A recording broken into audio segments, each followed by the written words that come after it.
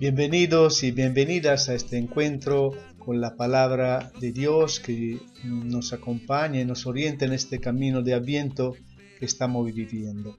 Como siempre, invocamos la presencia iluminadora del Espíritu y lo hacemos expresándoles nuestra esperanza, nuestro deseo de encontrarnos con Dios, de buscarlo. Lo hacemos con esas palabras del Salmo 62 y 41, que también de paso de alguna manera vienen a colocar el tema de este encuentro.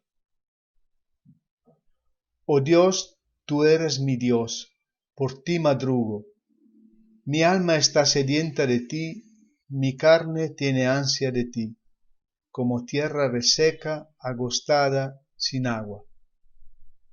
Como busca la sierva corrientes de agua, así mi alma te busca a ti, Dios mío.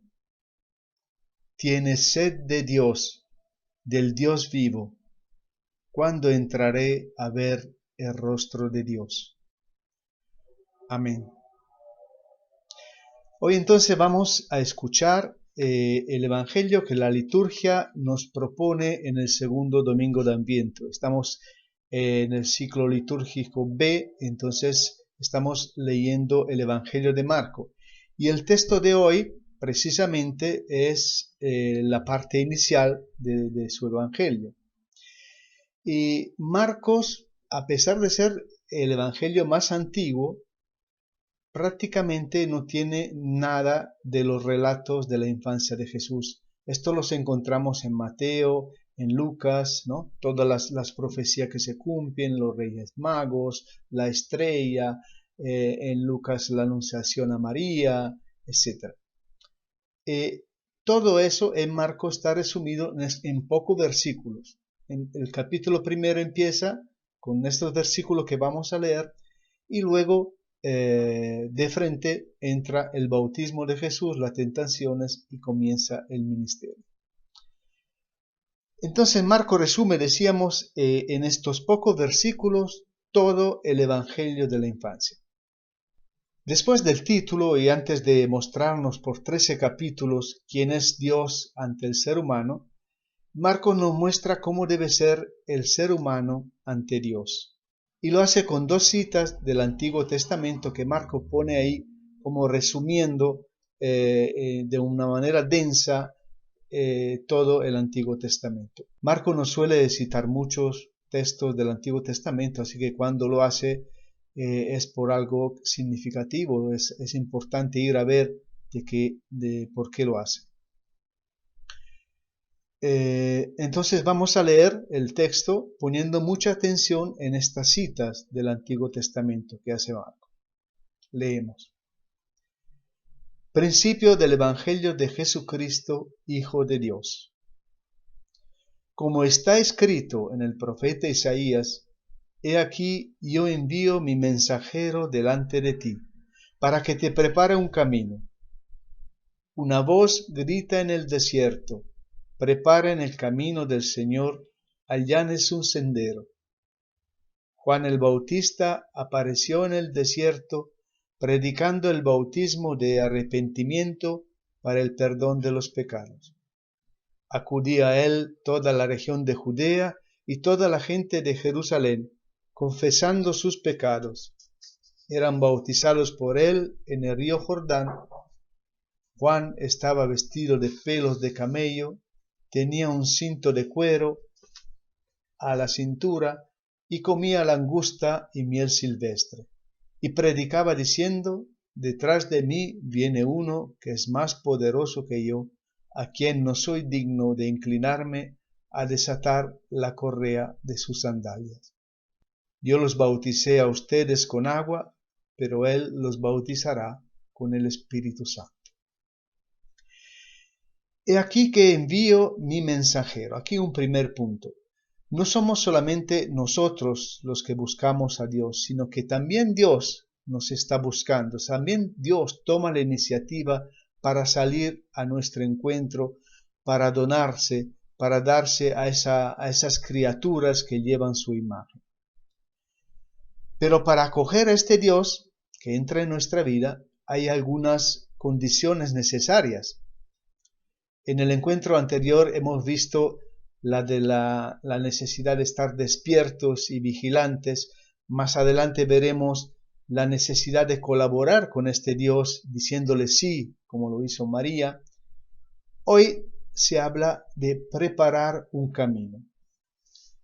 En Huaycán, con tantas pistas construidas últimamente, sabemos bastante de pista, ¿no? Sabemos que para hacer una pista hay que empezar removiendo, mojando, después se saca lo que sobra, se trae una mezcla para aplanar, se la aplana, se le compacta y se le afirma, ¿no? Es todo un proceso preparar una pista, alistar una pista. Eso está muy bien, pero la pregunta es cómo se hace la pista de Dios, cómo se le prepara un camino a Dios. Vamos a colocar la cita que hace, las citas, en realidad son dos, que hace Marcos en su contexto, para entender mejor a qué nos está llamando con eso de preparar un camino. La cita que Marcos atribuye a Isaías en realidad son dos. La primera, la del mensajero que viene adelante, es sacada del libro del profeta Malaquía, y la segunda, la de la voz que grita en el desierto, sí, es del profeta Isaías. Entonces la primera referencia que hace Marcos es al capítulo 3 del profeta Malaquías. Para Marcos, Juan vendría a ser ese mensajero del que habla Malaquía, que precede la llegada del día de Yahvé, del día del Señor, el día del juicio. Y ese mensajero tiene una tarea muy precisa. Vamos a leerlo, a escuchar. Está en el capítulo 3, al versículo 1 del profeta Malaquías. He aquí yo envío mi mensajero, el cual preparará el camino delante de mí. Se sentará para afinar y limpiar la plata, porque limpiará a los hijos de Leví, los afinará como oro y como plata, y traerán al Señor ofrenda en justicia. Y será grata al Señor la ofrenda de Judá y de Jerusalén, como en los días pasados, como en los años antiguos. Y vendré a ustedes para juicio, y seré pronto testigo contra los hechiceros y los adúlteros, contra los que juran mentira, y los que defraudan en su salario al jornalero, a la viuda, al huérfano, y los que hacen injusticia al extranjero, no teniendo temor de mí, dice el Señor de los ejércitos. Más allá del tono amenazante, que a veces nos da un poco de miedo, que hay que tomar como la mamá que te dice, oye hijo, no te metas a ese río porque ahí te vas a morir ahogado. Esa no es una amenaza, es un advertimiento, es que nace del deseo de cuidarnos, ¿no? Entonces en ese sentido hay que leer estas amenazas que a veces leemos en los profetas. Y aquí entonces el tema es el tema de la justicia. La primera tarea del mensajero que viene para alistar, para preparar el terreno a Yahvé, a Dios que llega para el juicio de su pueblo, es justificar al pueblo, hacer que el pueblo sea justo, que no haya injusticia en el pueblo, para que este pueblo sea agradable a Dios, al Dios que viene. Y la segunda parte de la profecía que cita Marcos sí es sacada del profeta Isaías al capítulo 40, también es la primera lectura que vamos a escuchar el domingo.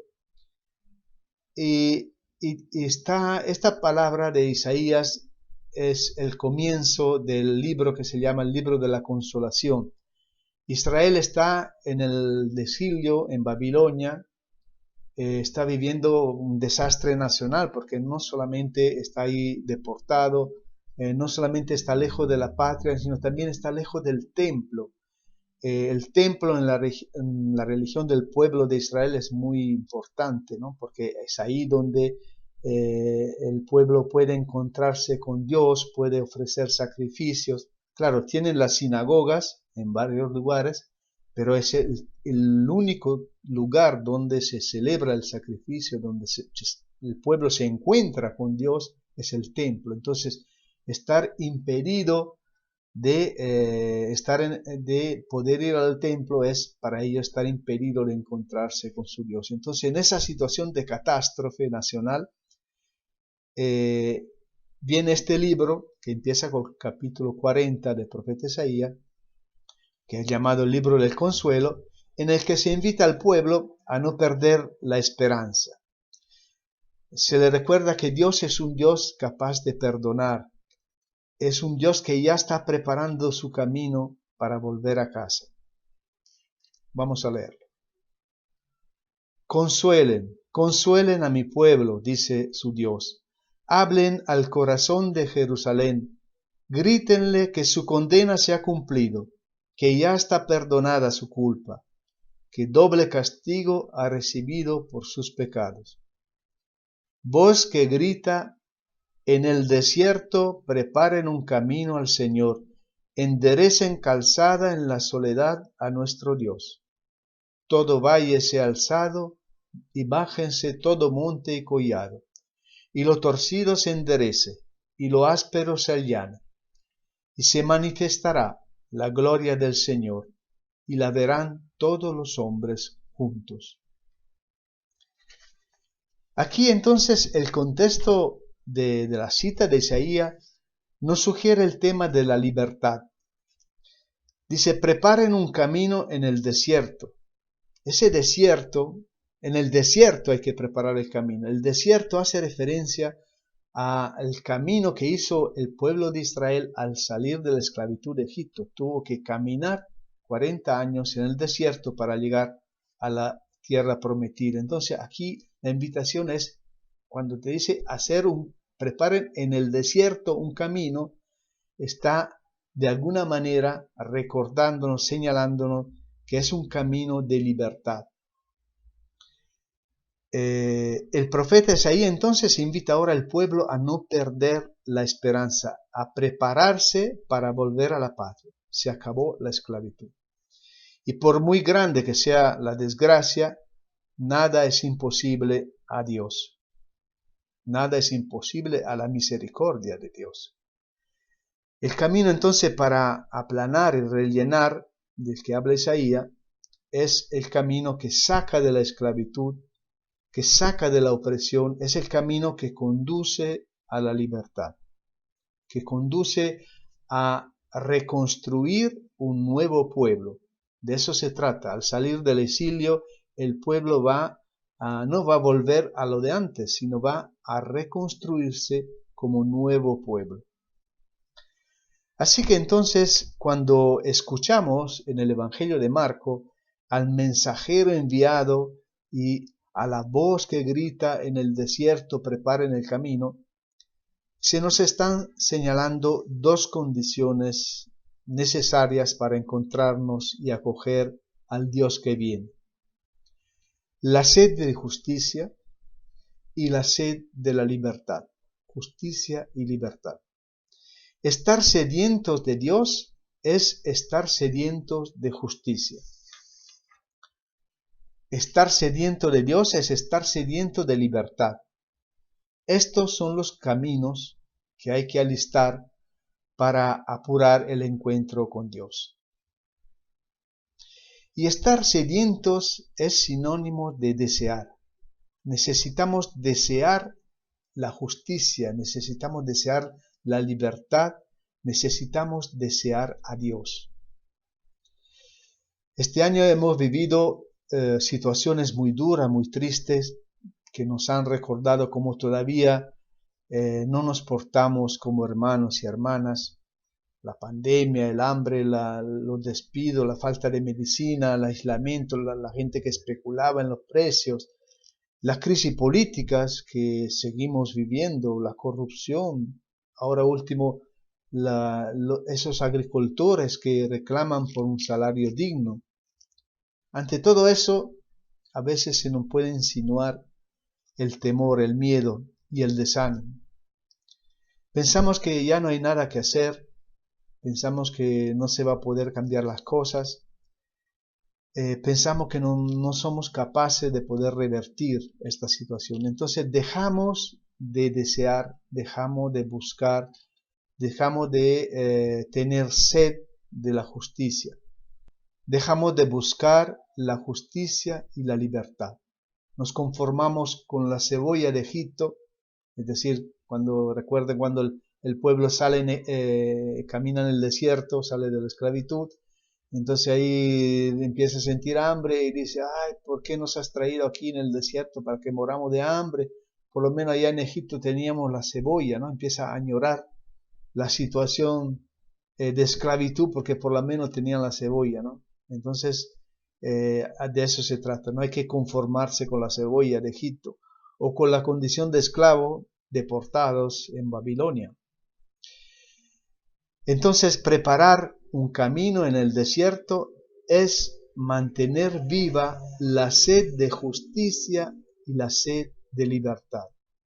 Preparar un camino en el desierto es creer en la posibilidad de construir un mundo nuevo y también una humanidad nueva y mejor. Preparar un camino en el desierto es acoger la invitación de Dios para salir de la injusticia, para salir de nuestras esclavitudes.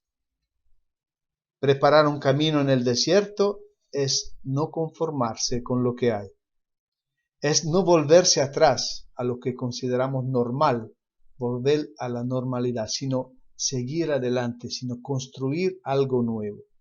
Que la certeza del amor y de la justicia de Dios que viene en nuestra historia mantenga siempre viva nuestra sed de justicia, nuestra sed de la libertad, nuestra sed de Dios.